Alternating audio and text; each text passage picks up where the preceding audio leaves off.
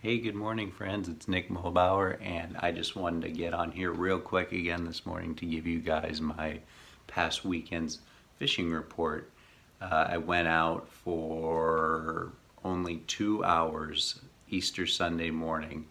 I was out at 7 in the morning, so right as the sun was rising, and I think I was off the water at quarter after 9 or maybe 9:20. So short trip, but a very productive one. Prior to that, prior to the trip that day, I was feeling pretty good.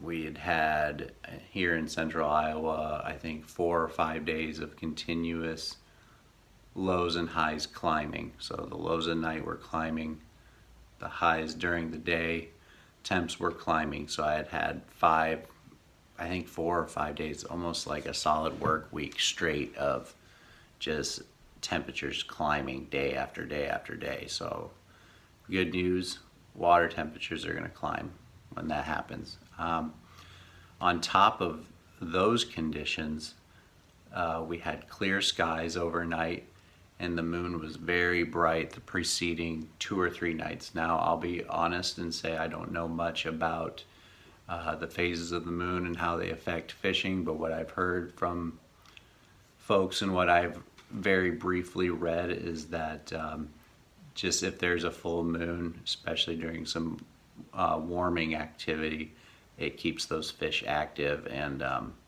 I can't discredit that. I can't speak to it really on my own terms or from my own experience, but what I can tell you is that when I went out Easter Sunday morning, it was a crappie sleigh fest.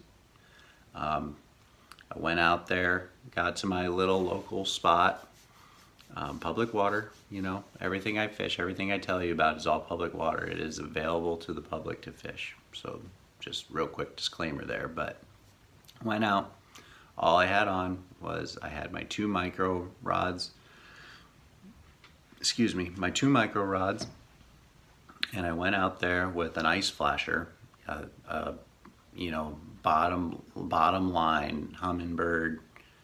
I don't even know what it's called anymore, but I think it cost me maybe $300 or $300 or $400 when I bought it 4 or 5 years ago. So I just put that on my kayak, just rest it right there on my kayak, turn it on, have a couple soft plastics, a box of soft plastics, kayaked right to my spot that I'm very familiar with, where there's submerged cover, you know, there's submerged wood there, and I just mark that cover, that submerged wood, with the transducer of the ice flasher. So it's a very cheap, very cheap setup. Most folks should be able to afford it. You don't have to be a billionaire bass boat guy. You can save a little bit of money and be able to go do this. So rest it on your kayak, go out there, mark that cover with the ice transducer, and then right when I start marking that cover, I have two marker buoys, and those I think will cost you maybe $10 or $15 as well, so super cheap. I drop it where I mark the cover, and then I drop it where the cover stops. When I stop marking cover, I'll drop another buoy, and what that does, I'll make a couple passes, and I will kind of map out that underwater cover, and I will just drop marker buoys to know where it is, so I have a point of reference.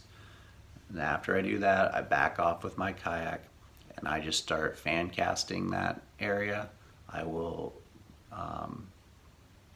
drop a slip bobber with a live minnow, or I will vertical jig it. But having those buoys there is very helpful. It's very helpful for having a point of reference on the water, because otherwise you are meandering, you know, you're drifting on your kayak and you lose sight of that brush pile. You won't know where it is anymore, and you got to spend, you know, more time than you might even think.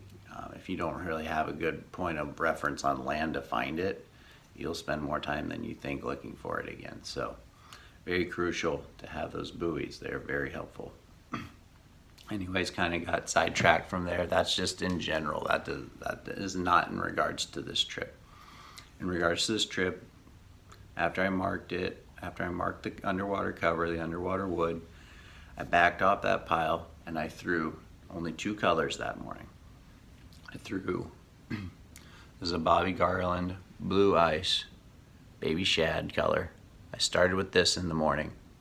So this is one of two colors I threw this early morning when the sun was low. You know, like I always say, I keep referring to that Kelvin, but in my head, if anything gives you confidence, that's what's going to catch you fish, and this sort of thing gives me confidence. And so far, in my case, it's been working pretty well. So cooler when the sun is not as high in the sky.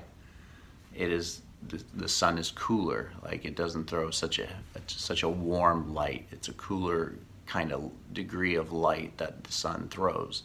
That's a way to, if that helps you understand it. So I was using a cooler color, but it also stands out. The water clarity where I was fishing was probably 18 inches maybe max, probably 18 inches, which isn't too bad for that body of water. 18 inches is very acceptable.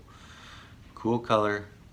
Would throw it out there on a 32nd ounce jig head, and I would let that jig head drop, and I count it down every time and just find that sweet spot. On the ice transducer, I saw that the cover was 6 feet underwater. Was the very top of that cover. The very top of that wood was 6 feet underwater. So I would count it down 5-6 seconds. I would get that jig head and that soft plastic about right to where those limbs would be. 1, 2, 3, 4, 5. Start slow reeling, just slow reeling. Sometimes I'd even graze those little limbs on those underwater tree limbs. I would graze them with my, and that's a subtlety that if you're new, you might get hung up, but over time you'll be able to distinguish that between the limbs and the bite. But just having that lure just very tightly rolling above those tree limbs, you'll get hit quick. Or I did the other day. If they're in a good mood, it will not take you long to find out whether those fish are biting. So back to the point of it all. Threw it out there, fan casting, counted down 6 seconds, bite first cast, crushed it. Just like my last trip on a live minnow. Last trip I was using a live minnow on a slip bobber, but that's 2 trips in a row now where I got bit on the first throw.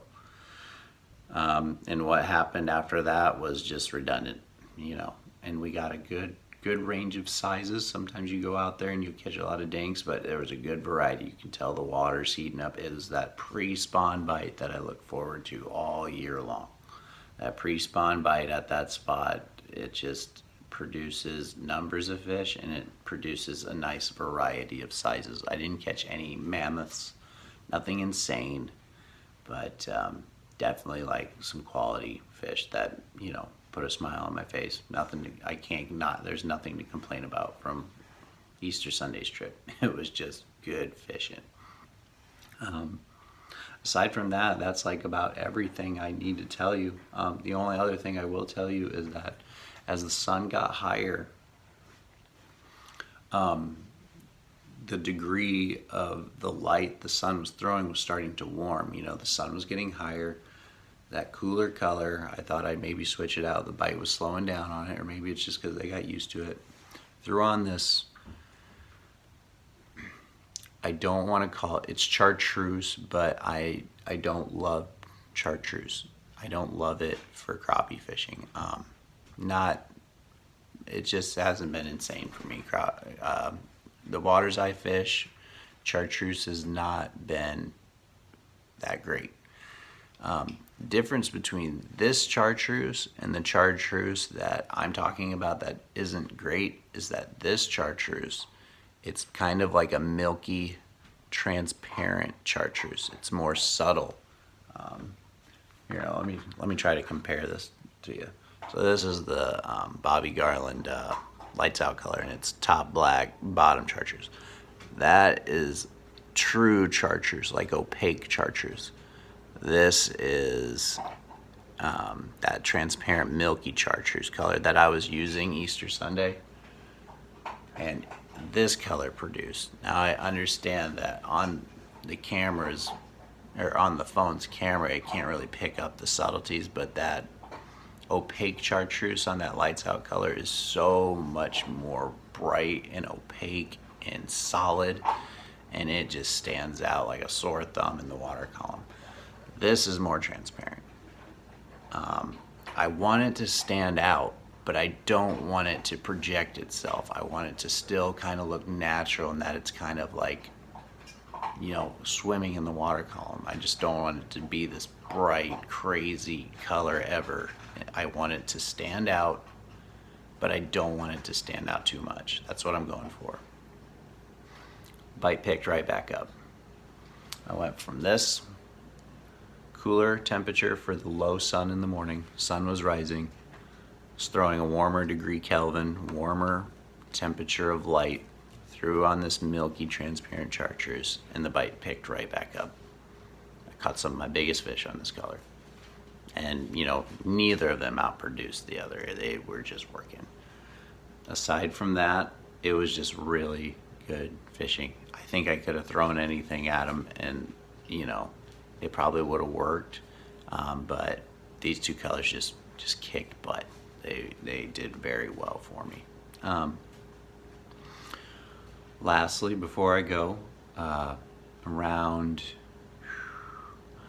8:30, the wind picked up a couple notches, and that I can't say if that killed the bite or if it just made it harder for me to place that lure exactly where I wanted it to go, because in my opinion, with all fishing, you really want to get that lure really close and looking really real. And that wind picking up, I was having a hard time positioning my kayak, etc., etc. Subtleties, small things made it harder for me to put that bait right in front of those crappies' noses. So I can't say whether the bite died off because of the breeze or if it was because it was making it harder for me to get that lure right where I wanted it to be. I think it was maybe a combination of both, in all honesty. I think the bite did settle down a little bit when that wind picked up, and in addition to it being harder for me to place those lures in front of those fish. So that's all I got for you. I mean, the water temperature is climbing. I got a report from a buddy the other day. He said water temperature were 48 degrees on a body of water that was really close to the one I was fishing, so I'm assuming they're pretty close, and it's upper 40s right here in central Iowa. So they're climbing, and those fish are only going to get more excitable. I mean, it's just going to be insane here, I hope. As long as we don't have any crazy rains that really muddy up water and really dirty up water. Like, fishing should be insane through May, June into July. It should just be really, really good for everything. Crappie and bass are my deal. But, I've seen people reporting on walleye and white bass, and just everything is going off musky. So it's just that time of year, guys. So take advantage of it. You're going to have a ball. This is the time of year to catch numbers. This is the time of year to catch big fish. Maybe personal best. It's just that time of year. So get out and fish. Enjoy the beautiful weather. And enjoy the flowers and the blooms and the world coming out of winter, because it's wonderful. It's very fun to be a part of. So take care. Have a good one, guys. And have a good day. Have a good week. Bye.